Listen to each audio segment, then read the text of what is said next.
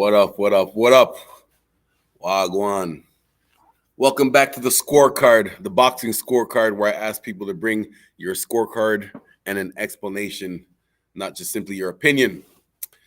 Last night we had a big light heavyweight matchup between Anthony Yarde and Artur Beterbiev.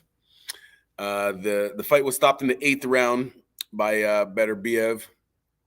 It was 100% knockout stoppage percentage. As I said before, anytime I mention this guy's name, Artur Beterbiev, this guy is one of the monsters in boxing right now with a 100% knockout TKO rating. If he doesn't stop you, then the referee's going to come in to save you, or your corner is going to throw in a towel to save your life against this guy. This guy Artur Beterbiev is something else. The challenger was Anthony Yarde, which is funny because my heart was with Yarde, but my brain was with Beterbiev. My background, my father's from Guyana, my mom's from Antigua, but I have a lot of family members that are from Jamaica too. A lot of my cousins and stuff. So my heart was with the Jamaican, but my brain was with Beterbiev just because of how dangerous he is. Now, Yarde, and it's funny, too, because the nickname for people that come from the island is Yarde, and his last name is actually Yarde. 31 years old with a record of 23 wins with 3 losses, 23 wins with 22 knockouts. That's pretty impressive. So his knockout ratio was 84%. 31 years old, from the UK. He doesn't have a nickname. There's no nickname under his name here.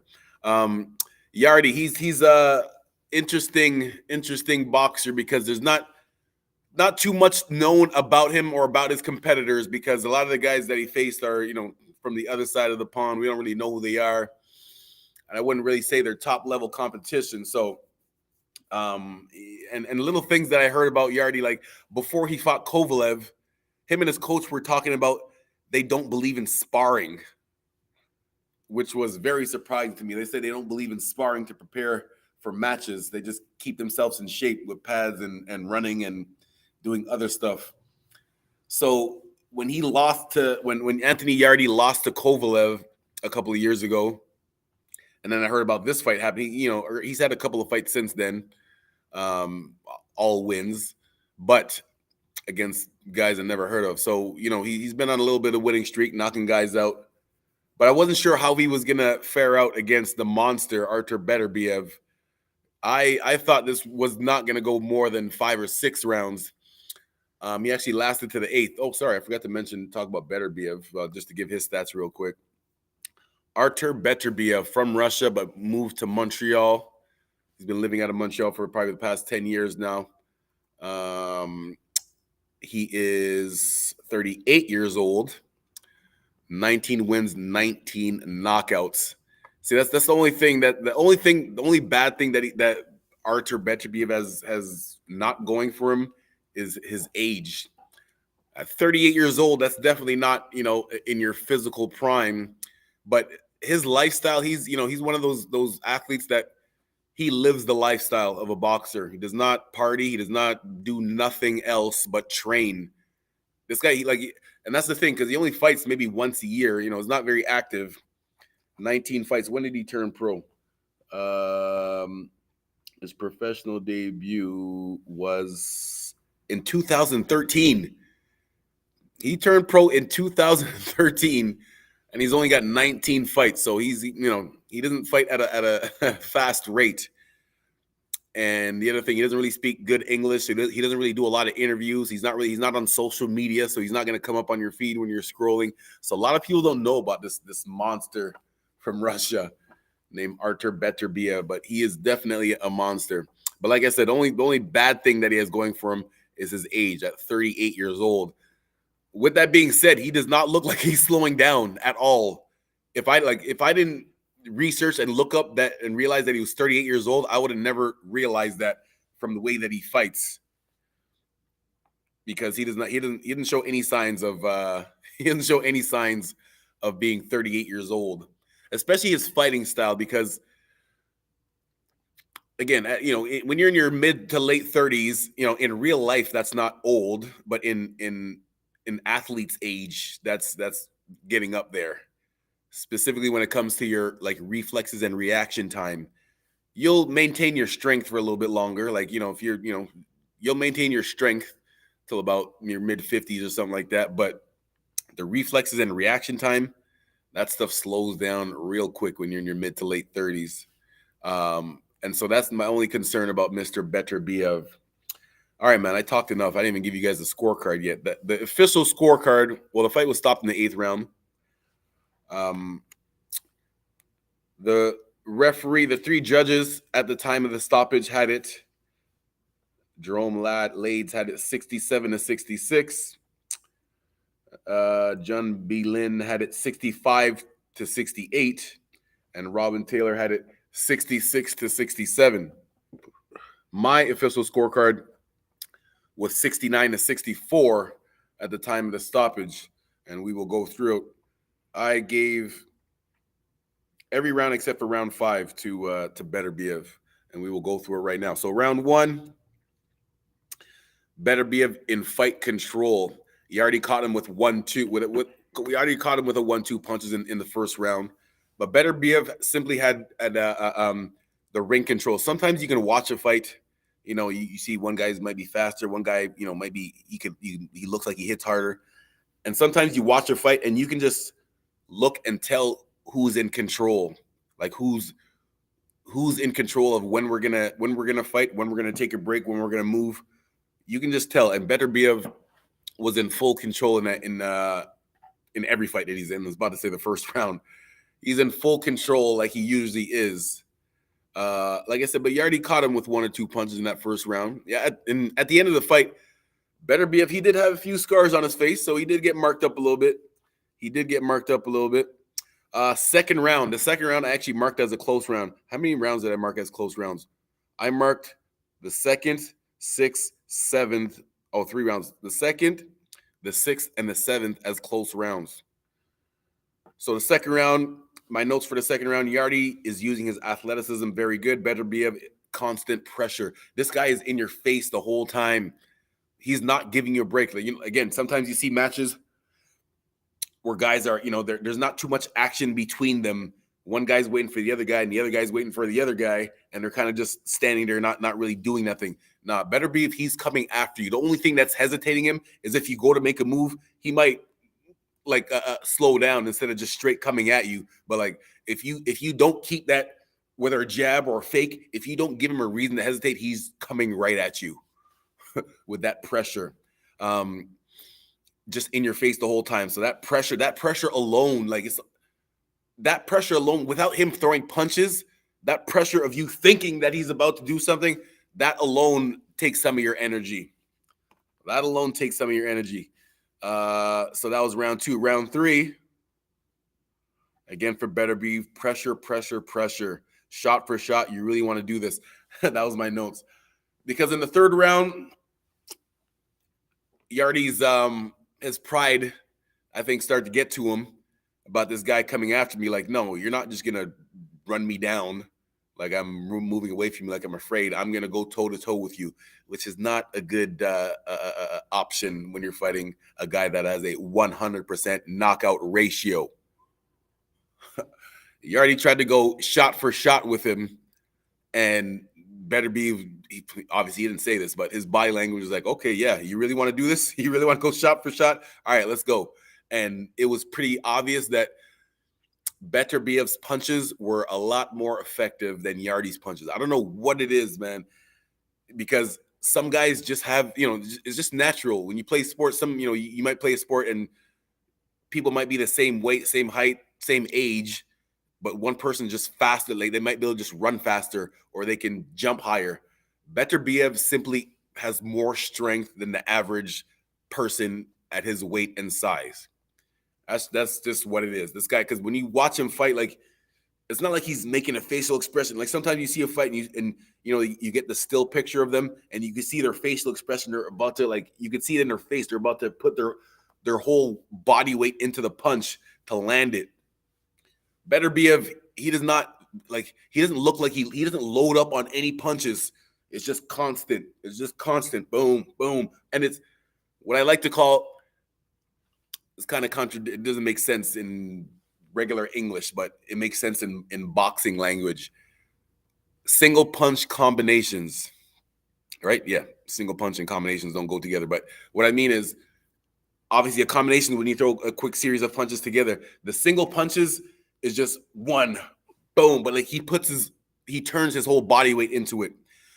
When you throw a fast combination, a series of punches, you can't turn your hip and pivot your foot on every single punch. But when you throw single punches, you can turn and pivot on every single punch because it's just a single punch. And that's what Beterbiev does. He throws single punch combinations. Like, he's not going to come at you with a big flurry. He's just coming out with one punch per second because he's taking time to really turn his hips and put his body weight into it. That's why his single punches are more effective than every single person that he fights. Nothing fancy. Let me keep going through these things because I'll get kind of sidetracked. Round 4. Yeah, exactly. Just exactly what I was just about to talk about. Oh, yes, the slides, my man. Please, let's get some pictures up. Here we go. Round 4. What I called Artur Beterbiev, I just talked about his fundamentals. I call him, I don't know if you guys watch basketball, but familiar with the Hall of Famer Tim Duncan. His nickname was the big fundamental, or Mr. Fundamental. That's exactly what Artur Beterbiev is. There's nothing fancy about him. You're not going to see his highlight, any highlights of him doing any fancy footwork or doing any crazy punch combination from different angles. He's just the straight up basic fundamental boxer, but he has mastered the fundamentals. I tell all the people I train, like, you know what, you want to fight, with your hands down and looking good, making person miss. You can do that, but you have to master the fundamentals first and then get to that other stuff. Master the fundamentals first, and then you get to that other stuff, the fancy stuff. Artur Beterbiev just focuses on the fundamentals, clear fundamentals. Round 5. Round 5, my only notes for round 5 was that it was clear for Yarde. Beterbiev, the only sign that he shows that he's ever hurt or anything like that is that once in a while, if you catch him with a hard shot, he'll back up. Like, he'll back up for a little bit. The crowd start to yell because they could kind of see Yarde. It was in UK too. The crowd would start to yell because they could see Yarde was making a little bit of a comeback. And like I said, that round 5, that was clear for Yarde. That was clear for Yarde. No question about that one. And then round 6, Artur Beterbiev was like, all right, back to me being in control again. My notes for round 6, Yarde touched his eye. Oh, yes.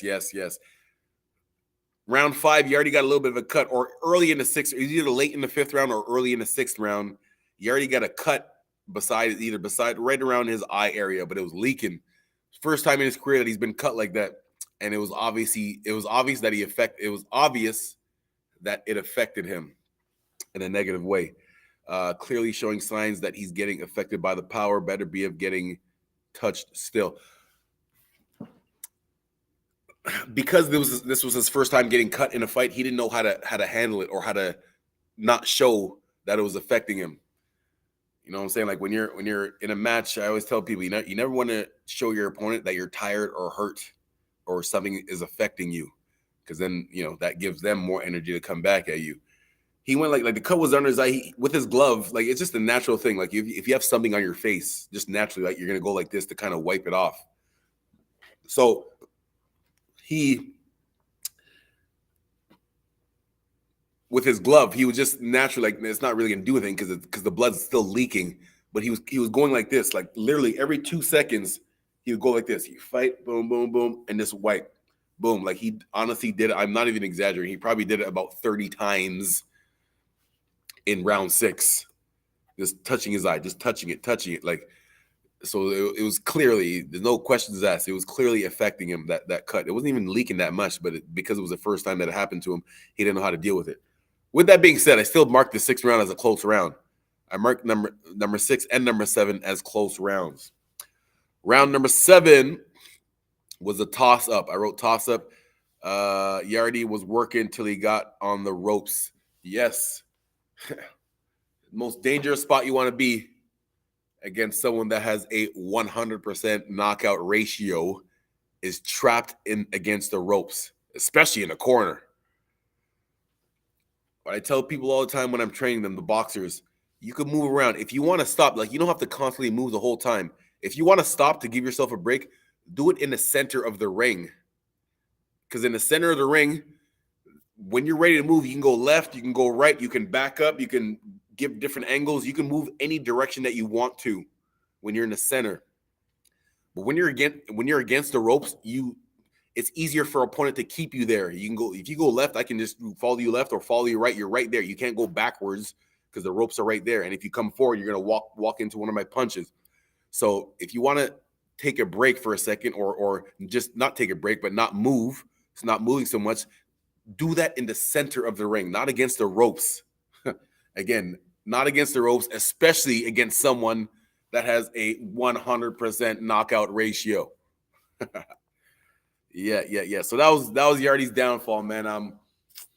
Now I'm not sure if he put himself on the ropes because he was trying to show, I could do this too, or just the constant pressure just got to him. I believe it was just the constant pressure, man. Just that constant pressure of like, man, get off of me. Like, give me a second to breathe. Artur Beterbiev is not giving you 1 second to breathe at all. Yeah. We got some comments in the air. Top of the morning, my man Dash. Yes, sir. Yeah, man. So Beterbiev, the monster. So the fight, and much respect to Yarde's corner. This is a question that I get a lot from people when they see a fight that has a questionable stoppage, or when the referee stops the fight and the fighter's still standing there, like wondering why they stopped the fight. Sometimes you got to save a fighter from himself. You got to save a fighter from himself because the saying, your pride will get you killed. Literally, in boxing, that will happen if you're not careful. So when Yarde got dropped in that 8th round,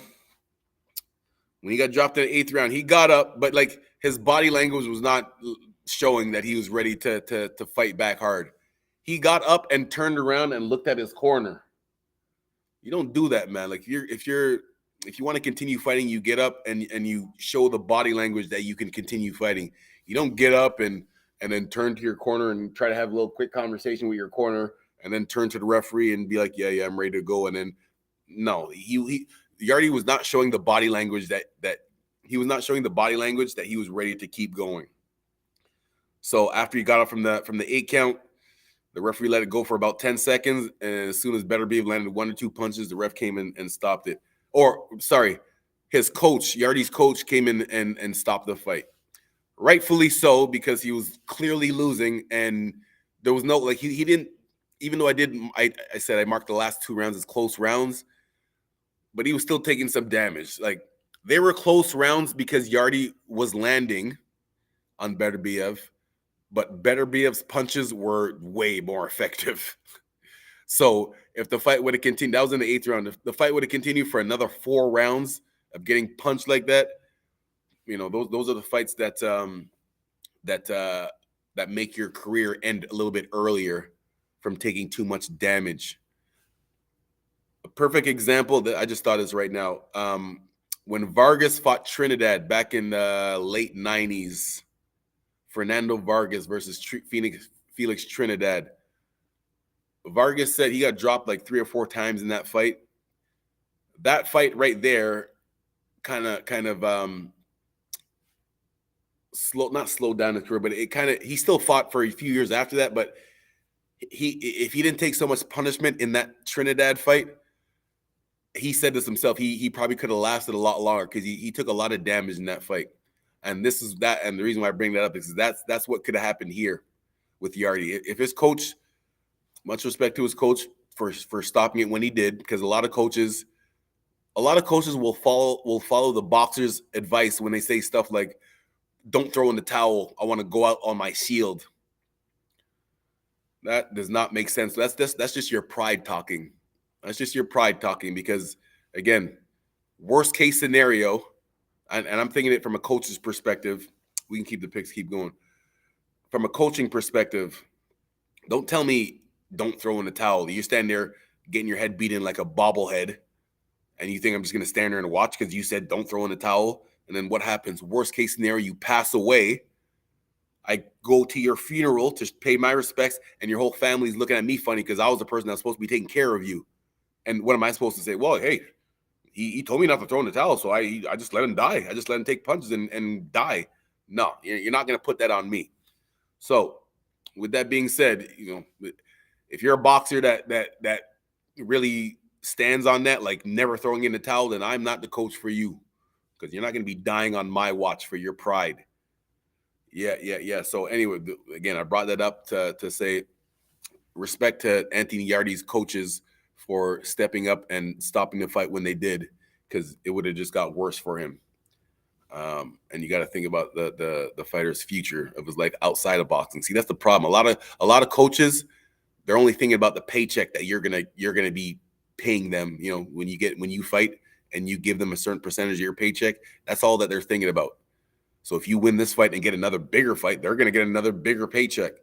That's what a lot of these coaches think like. I don't think like that, man. I care more. I care more about your personal life after fighting than how much money you can make during the fight. Right? Yeah. All right. What else do we got? The rankings now. Where do both fighters go from here? So let me pull up the light heavyweight rankings here. Hold on a sec. All right, so the four,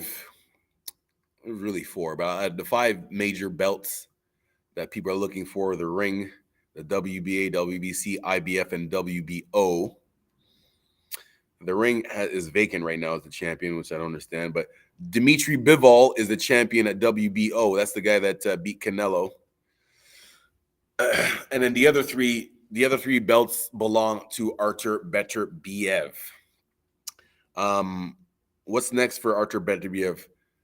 Of course, we want to see Dmitry Bivol versus Artur Beterbiev. Now, a lot of people are saying they might be predicting Bivol to win because they say he's a better boxer because how he beat Canelo.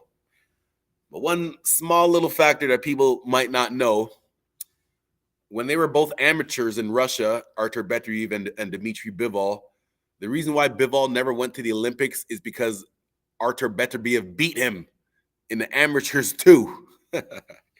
So don't think that Bivol is a better boxer. You know what I'm saying? They already proved that back in the day as when they were amateurs. Obviously, the pro game is a little bit different, but yeah. So that is going to be interesting. Hopefully that fight happens later on this year or early next year, knowing Beterbiev, he only fights once a year. So we'll see when that happens. What else can we see here at the light? See, the light heavyweight division is not too stacked. It is not too stacked. There's not too many guys that would legit that I can legit say would test Beterbiev. I'm interested to seeing Joshua Buatsi. I believe he's from the UK. Competed in either the 2016 or 2020 Olympics. I think it was 2016 Olympics. Joshua Buatsi from the UK, very good boxer. So I'm very interested to see how he is gonna test up against a Beterbiev. There's really nobody else, man. There's really nobody else that I could say would I'm excited to see face Beterbiev, because like amongst themselves, all the rest of the guys that are in the top 10, they would be good matches against each other. But Beterbiev is just that, there's levels to this, as they say. And Beterbiev is a few levels above the rest of these guys because his fundamentals are so perfect. What is next for Anthony Yarde? Anthony Yarde, he can go right back into the mix. Like I said, he's right back in the mix with all the rest of the guys in the top 10. that are kind of equal. Other than Joshua Buatsi, all the rest of these guys are kind of equal to each other. Like it's light heavyweight is not really a deep division. It's top heavy, like real top heavy with Bivol, Beterbiev, Joe Smith, Buatsi, Gilbert Ramirez. You know what I'm saying? Other than that, after the top five, Marcus Brown's good too, but he got smashed by Beterbiev in his last fight, like really smashed. But he's a good fighter. Dominic Bozell, he's good too. But again, I would not pick any of these guys to beat Beterbiev. That's just the different level that he is on. What else was I going to get into? My man Eddie Barrington says Buatsi won bronze in 2016, WBA light heavyweight 2018 to 221, British light heavyweight title in 2019. Exactly. So I'm talking about. That's exactly why I said that. Joshua Buatsi is probably the only guy in this division that might be able to give Beterbiev a good test for those belts. That is going to be interesting to see. The first one is Bivol. I want to see Bivol, but Joshua Buatsi, thank you very much for those stats, Mr. Barrington. Appreciate that. I knew he did well as an amateur, but I didn't know those stats. So thank you for posting that. Badu Jack is also at light heavyweight too, but he's a little bit older now. Andre Durrell, Callum Smith. These guys are all good. You know, these guys are all good, like B+ level fighters. Beterbiev is AA+. So in that order, so I want to see Beterbiev versus Bivol. If not Bivol, then Buatsi. And that's really it, man. The rest of these guys are gonna have good fights against each other, but they're gonna have to really step up their game plan to test Beterbiev. Yeah. And there you have it. Where is everybody at? Everybody sleeping? Where's all the rest of the comments and stuff like that, man? You guys, come on, man. Stop being lazy. No, I'm just joking. I know it's early in the morning. Thank you very much for just tuning in. Don't forget Talkin Fight YouTube channel and website. Get all your latest news, schedules, scores, scorecards, opinions, rankings, right at Talkin Fight website, and also the Talkin Fight YouTube channel, #1 boxing channel on YouTube. You can check me out every Sunday, 9:30 a.m. with the Scorecard. If you can't catch the show live, you can always catch the repeat on on YouTube or any form of podcast, however you listen to your podcasts. You could find the show on there and all the other great shows that we have too. You can hit me up at Cedric Sports Training on YouTube. And yeah, man, I really appreciate you guys listening, taking your time. Do me a favor, please. I know there's a couple of people listening right now. Please hit that like button so it can help with the visibility of the show and get to more people to tune in and give their comments about our great sport. All right, man, there you have it. I will see you guys next week. I'm not sure who the big fight is for next week, but I'll be back. All right, thank you very much. Have a good Sunday. Yeah, at Cedric Sports. Peace.